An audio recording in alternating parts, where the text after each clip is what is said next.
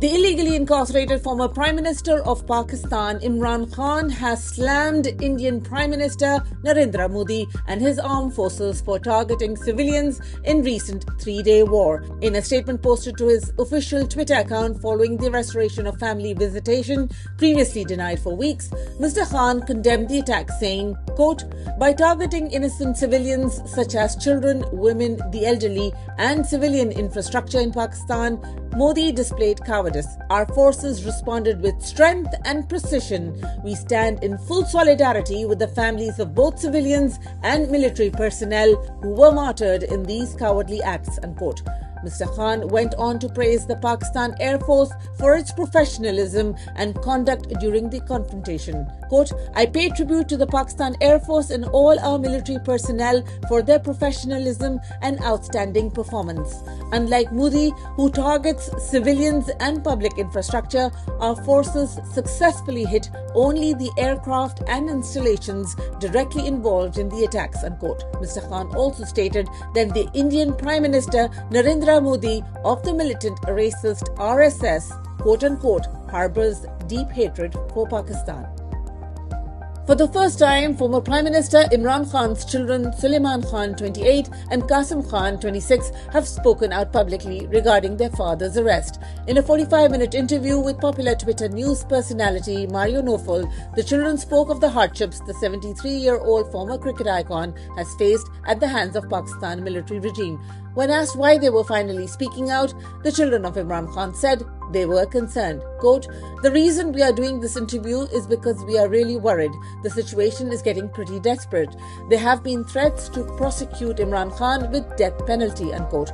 Qasim Khan and Sulaiman also spoke candidly about the time they hurriedly visited Pakistan after their father was injured in an assassination attempt in November 2022, the last time they got to see him. As all the courts in Pakistan have completely been taken over by the powerful military under de facto ruler Asim Munir, the two said they decided to go public. Quote, "We've gone through the legal routes. We've gone through every route that we thought would potentially get him out. We never thought he would be in there a fraction of how long he's been in there, and it's only getting worse. And so we've somewhat run out of those options. And now we've decided the only route of taking action is to come out and speak publicly," unquote.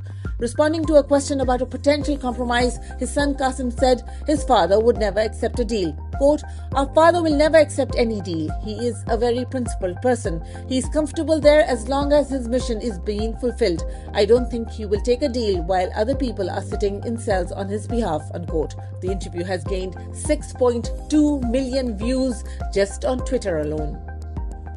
Speaking out for the first time since the Pakistani Supreme Court delivered its final verdict allowing military trials of civilians, former Prime Minister Imran Khan has condemned the decision, declaring that the country's judicial system has been effectively dismantled. Quote, "The Supreme Court's decision to allow the trial of civilians in military courts will make a mockery of Pakistan globally," unquote, Khan said in a statement. Quote, "This is the consequence of the 26th Amendment, which has effectively buried the rule of law in the country," unquote.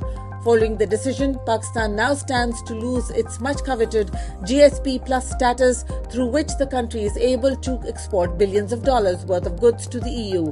Months ago, the EU warned Pakistan not to target political opponents through the military. 105 civilian supporters of Imran Khan, including his nephew, were tried in military courts after severe torture.